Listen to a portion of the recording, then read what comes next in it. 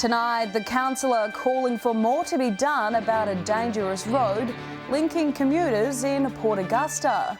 And lest we forget, thousands gather at Remembrance Day ceremonies across the Spencer Gulf. From our 7 Spencer Gulf studios, your nightly news with Madeline Kerr begins now. Good evening, thanks for joining us.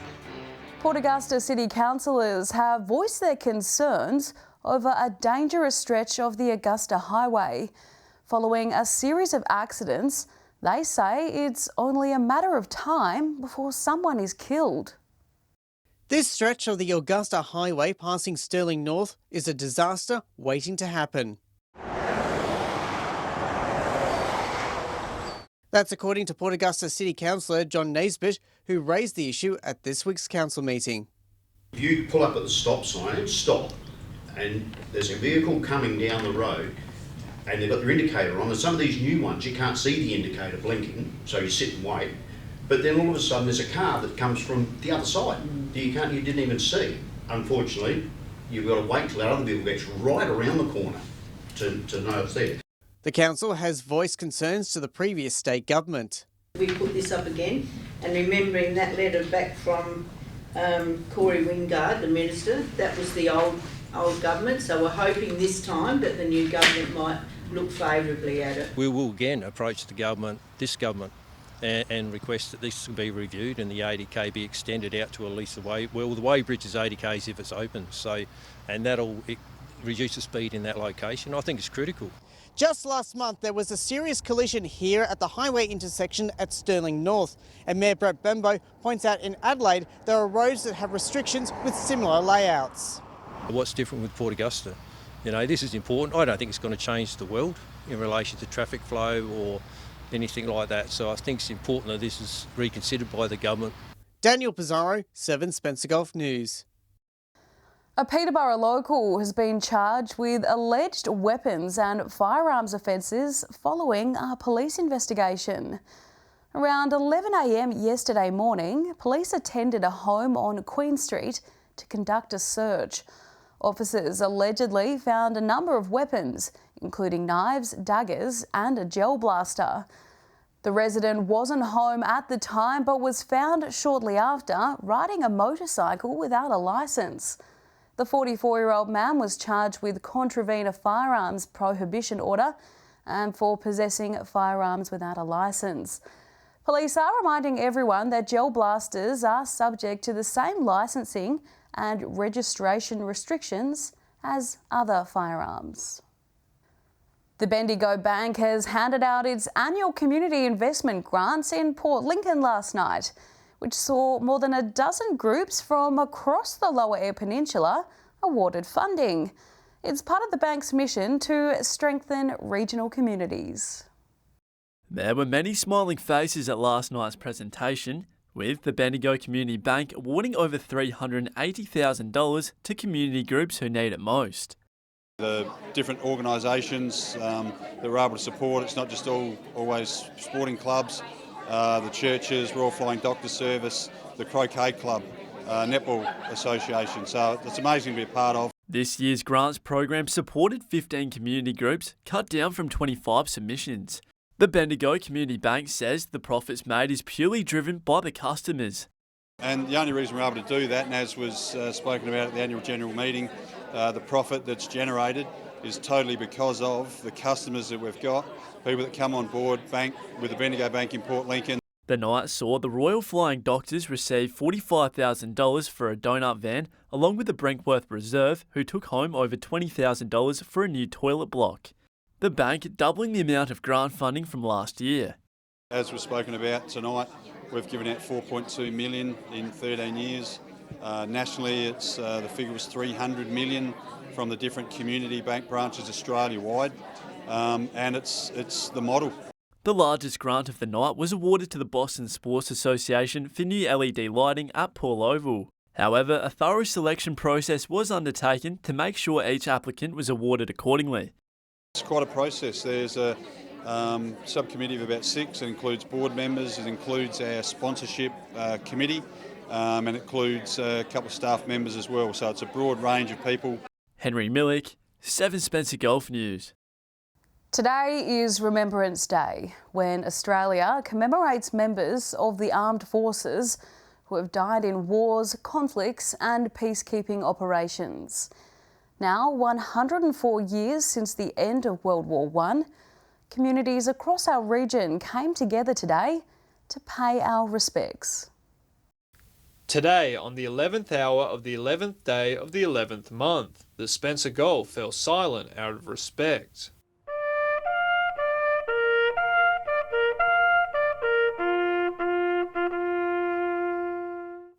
Today, large crowds formed at Remembrance Day services across our region. The solemn occasion a chance to pay tribute to those who served in wars and those who did not make it home from conflict. Yeah, the service today was I think it was the 104th year from the end of the First World War. I must say it was very good to see the good crowd here today. To me, it's very important that we show respect. And I think that's what it boils down to. Respect for the fallen and respect for the day itself. In Whyalla, onlookers stood steadfast at the gates of Memorial Oval, listening to speeches and the last posts ring out. Today we've had a lot of Vietnam veterans here today. We've had 3 Malaysian veterans, that's where I served, and we've had 2 Afghanistani veterans here today as well. Similar sized services were held in Port Augusta and Port Lincoln today, with organisers welcoming much larger turnouts after previous year's events were affected by extreme weather and COVID restrictions. The last 2 to 3 years, it's been a handful, maybe half a dozen people, and all standing out the other side of the footpath with masks on and everything else, and frightened to come anywhere near each other. And now to see today, it is humbling to see everybody here. After the ceremonies, RSLs across the region opened up their club rooms to the public, giving community members a chance to share some lunch and remember together. It was good to have a nice day. A lot of people are coming back to the RSL, have a nice cup of tea and a few wee drinks maybe. Edward McCarroll, 7 Spencer Golf News. Still to come tonight, Garage Sale Trail is back, where you can snag a bargain this weekend.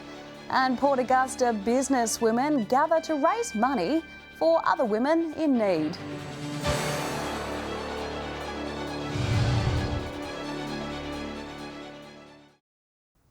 Welcome back.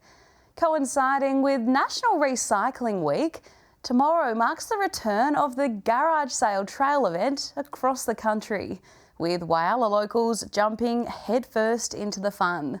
At least 90 residents have already signed up to hold a sale, which the council says will see around 33,000 kilograms of pre-loved items saved from landfill.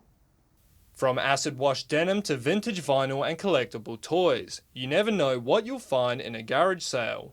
Over the next 2 weekends, Australia's biggest festival of pre-loved stuff will return to Whyalla, making it easy for avid collectors to shop till they drop. So across the 2 weekends on Saturday and Sunday, there's a variety, up to about 90 people registered having garage sale trails in their backyard or in their businesses.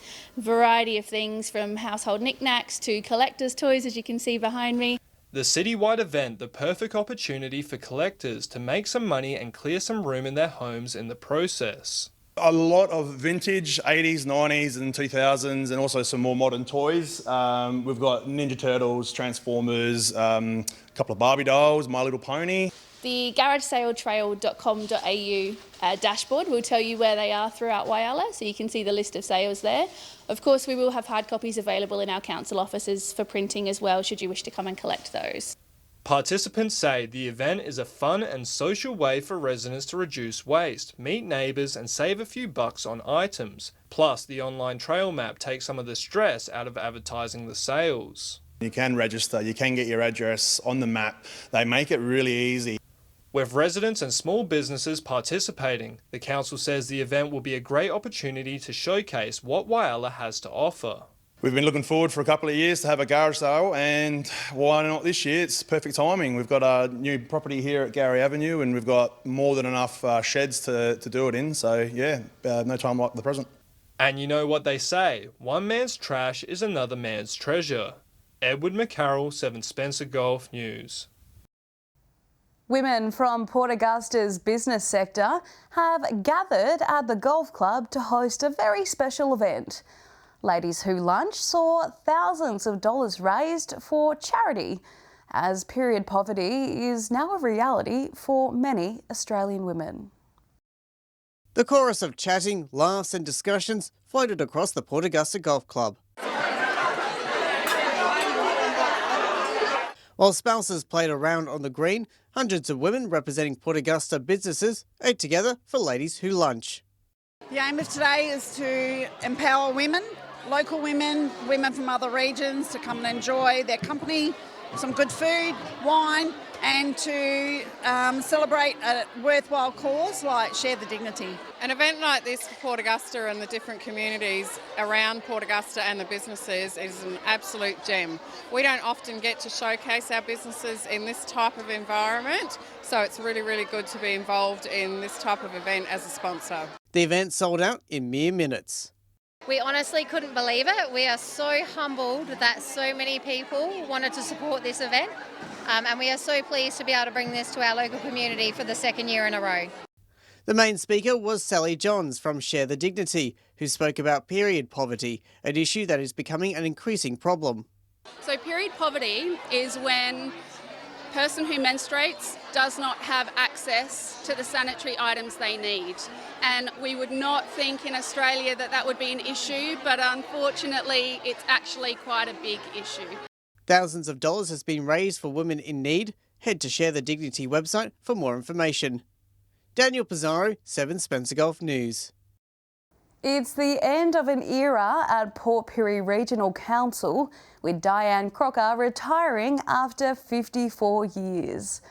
Ms Crocker was first employed in 1968 with the Corporation of Port Pirie as receptionist. And since then, she's undertaken many roles over the past 50 years. One of the highlights of her career was being part of the committee that planned a New Year's Eve street party in the 1970s, with the Little River Band as the headline act. Ms Crocker will also be doing some travelling now she's retired, as well as continuing to volunteer and work within her community. Stay with us after the break. New funding for Spencer Gulf parents experiencing perinatal depression. And it's touted as a family fun day at the tracks. The Silver City Races returns this weekend. Organisers ready to welcome crowds.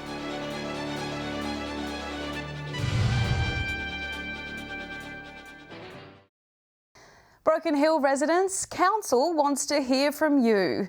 Change management specialists are working with Council to develop a housing and livability strategy. They want to hear from locals about what you love about living in Broken Hill. It's all done through a survey linked on Council's website.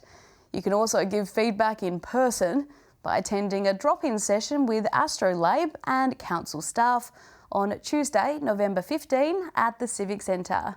For more information, head to the Broken Hill City Council's website. Perinatal Mental Health Week has launched its campaign to spread awareness around parents' mental health before, during and after pregnancy. Recently, Gidget Foundation Australia welcomed funding from the federal government to better support people experiencing perinatal depression. Perinatal Week shining a light on women and men impacted by depression and anxiety. The Australian government is investing $26.6 million into opening up 12 new perinatal mental health centres for those in need. So Gidget Foundation Australia partnered with over 45 organisations across Australia just to provide and raise awareness of the much needed support for expectant and new parents. So we've had a different theme each day, and today's theme is rural and remote communities. Research shows that less than 49% of parents are having open conversations about how they are feeling. Those who have lived through PNDA are coming forward and raising awareness. For myself, I had postnatal psychosis, but it does include things like depression and anxiety. I think they're the more common mental health issues that people have during the perinatal period. Perinatal Week started on the 6th of November and will run until the 12th. More and more parents around Australia are suffering from PNDA and are in need of support. 1 in 5 mums and 1 in 10 new and expectant dads are experiencing symptoms and signs of PNDA. We know that that impacts on around 100,000 Australians every single year and has quite a significant cost to our healthcare system and society as a whole. However, there is a way forward. Now, with increased services, leading health professionals are encouraging people to intervene early. I think recognising the signs and symptoms and early intervention and prevention is key. So really at the first start of you noticing change. Just reaching out and getting that support and getting the support that suits your needs. Wherever you are, regionally based, metro, there are lots of alternatives. Henry Millick, 7 Spencer Golf News. The Silver City Races makes its return tomorrow after a 2-year hiatus. Final preparations are underway for the race meet, with wild weather last night playing a little bit of havoc with the setup, with the marquee having to be rebuilt today. The day will feature a 6-race program with bar facilities on site, as well as fashions on the field and rides and activities for the kids. Gates open at 11 a.m, with the first race starting at 1:15. Rain is forecast for the day, but hopefully we'll hold off until a bit later. Stay with us after the break. Our cricket experts reveal their tips for the games being played this weekend. And as we just heard a moment ago, more storms on the way for the far west. After the break, the weather details.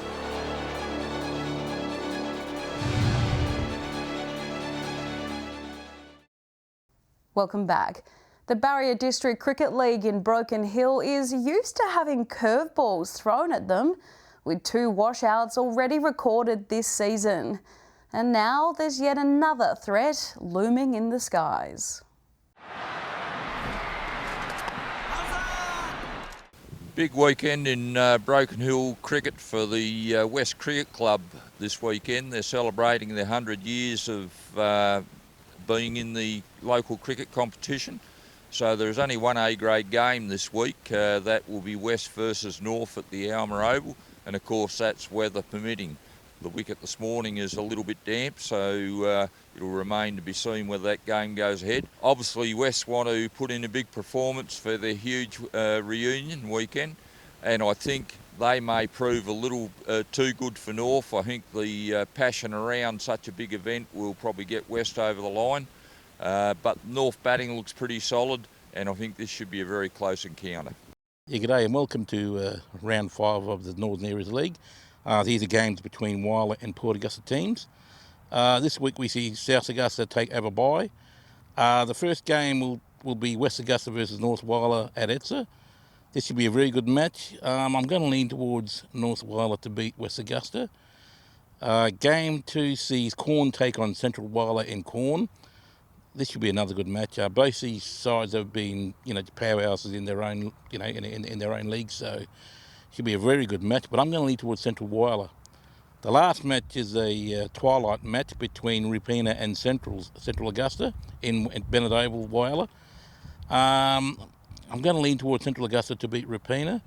So there are my 3 winners: Central Whyalla, North Whyalla, and Central Augusta. Welcome to Port Lincoln Cricket Tips. Another big week of cricket here with Southern Air travelling out to Dorwell to take on Todd River. Southern Air top of the ladder at the moment and Todd River down at the foot. Southern Air should be too strong in this one and get the job done. In the other game is Charlton and Tasman's out at Ravendale. Battle for a top 2 position here early on in the season. I think Tasman's might just get the job done here, but should be a really good game of cricket. Thanks for listening to Port Lincoln Cricket Tips. Good luck. Fingers crossed. Not another washout in Broken Hill. Speaking of weather, let's take a look at today's weather map. Coober Pedy had some afternoon rain, temperature-wise 35 degrees, 28 degrees in Broken Hill. The Silver City also recorded a little bit of rain today. Elsewhere, 24 degrees in Whyalla, 31 in Woodner and Port Augusta.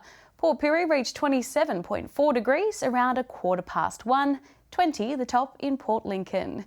Taking a look at the satellite image now, a trough and associated low pressure system will move across from the west later tonight and into tomorrow.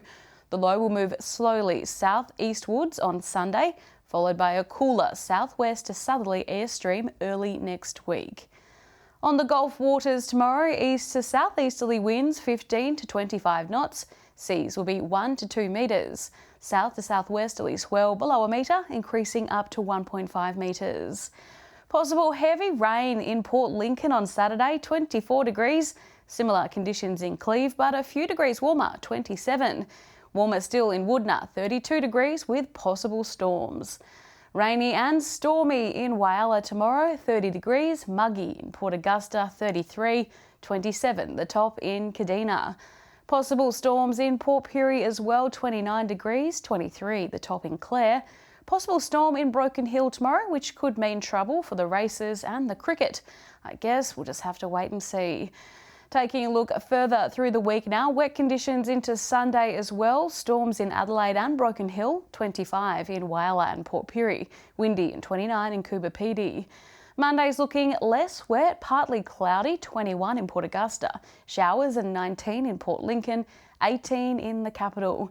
And finally, taking our first look at what Tuesday's looking like. Conditions will be a fair bit cooler. Temps in the teens right across the Spencer Gulf. And that's the local news this Friday. I'm Madeline Kerr.